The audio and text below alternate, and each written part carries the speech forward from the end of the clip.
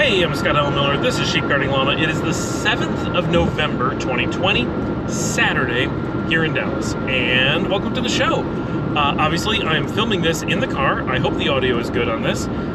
It's really hard to know, like, what my volume level should be of my voice and, like, all that stuff. And I thought it was supposed to show me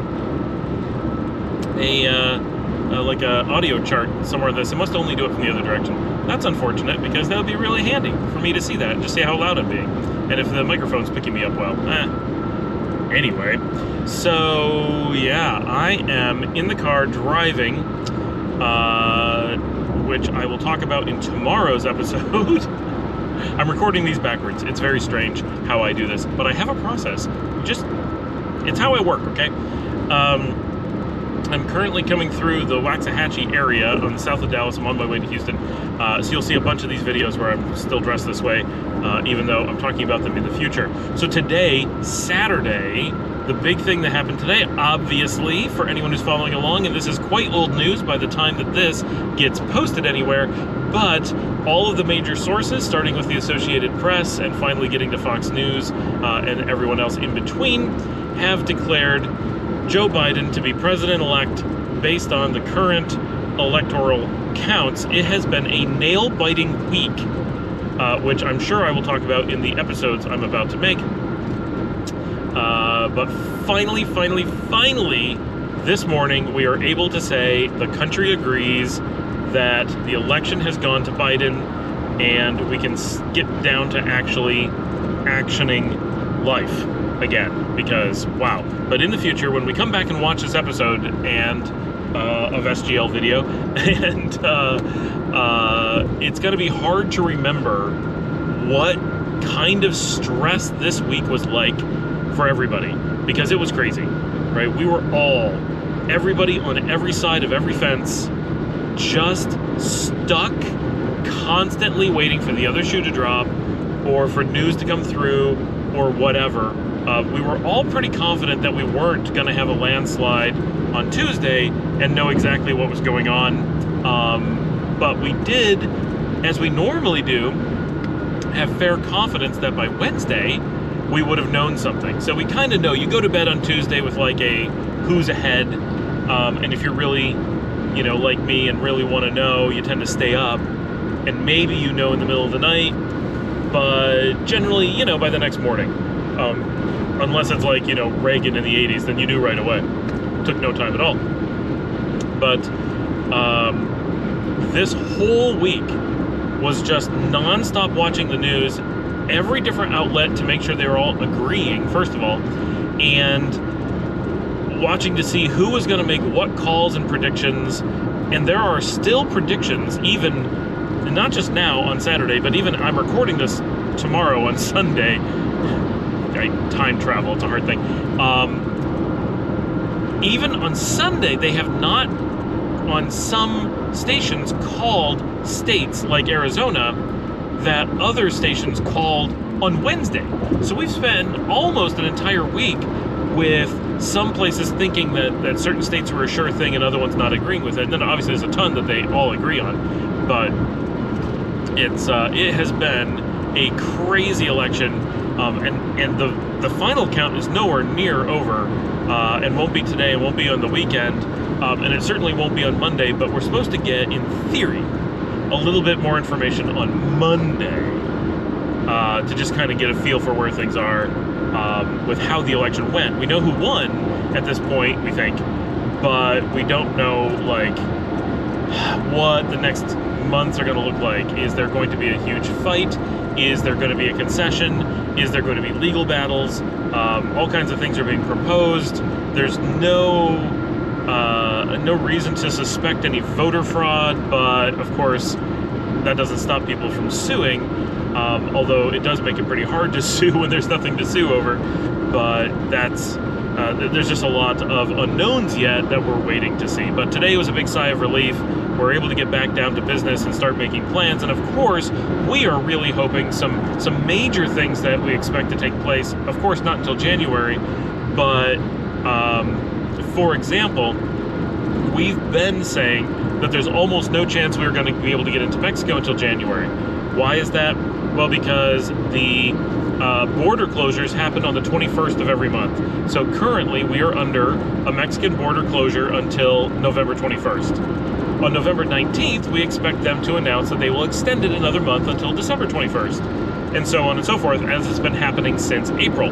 So this is just a pattern. We know how it works. And it's the North American border agreement. So it's the U.S., Canada, and Mexico together on the 19th of each month announcing that they would stay for the next month closed to everyone, right? So all three North American countries are keeping the entire continent from having any land border transactions for tourism. There are reasons you can cross the border, but not reasons that apply to us. So part of the reason, the key reason that is happening is because the current administration has been doing everything possible. And obviously anyone watching this right now knows this, but in the future, this will easily be stuff that's forgotten.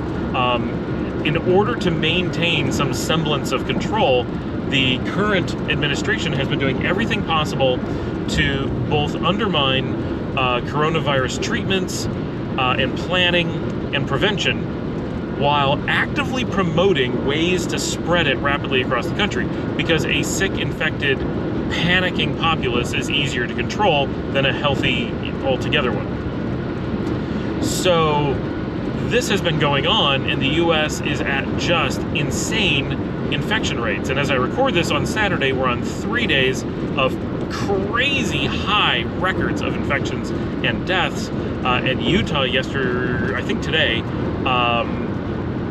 went dramatically past their hospital capacity and is starting to have their death rate spike because they're no longer able to treat them at hospitals. So the danger level of it all has gotten much higher just in the last few weeks. So because of that, the borders are not going to open anytime soon. And of course, there's speculation that COVID is being promoted, as in they're pushing for people to be infected, because by being infected, they can keep the borders closed. And by keeping the borders closed, it transfers a lot of control, as you can imagine, to the central government, because they're literally controlling the flow of people. And if there was to be an event that caused people to want to flee the country, they've effectively stopped that. Now, of course, just because they have controls today, if something really dramatic was to happen, that does not mean that Mexico would not open the border and treat us as an asylum situation. But for a casual trying to leave the country, the U.S. has made it for the last year, most of the year, that all of the people with the wherewithal to get out of the country, for the most part, cannot. And that's really significant. And I don't think people are really thinking about that or talking about it or whatever enough, because it's a big deal that we have, for all intents and purposes, trapped everybody inside the country. Now, Canada's in the same boat because they are only borders with the U.S., so that border is closed. Everybody's trapped in Canada as well. Mexico, however, is open to Guatemala and to Belize. And I don't know what their borders are like down there, but they may have them open at this point. I don't know. But at least they have some options.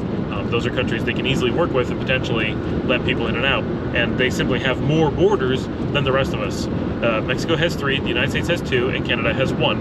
And those are the only countries in North America. So, yeah. So we're really hopeful that with Biden taking over on January 20th, and he's supposed to name his COVID task force on Monday morning, that we will both be tackling COVID head on and actually doing something to contain it within the country, and maybe actually bringing down the infection rate, we hope.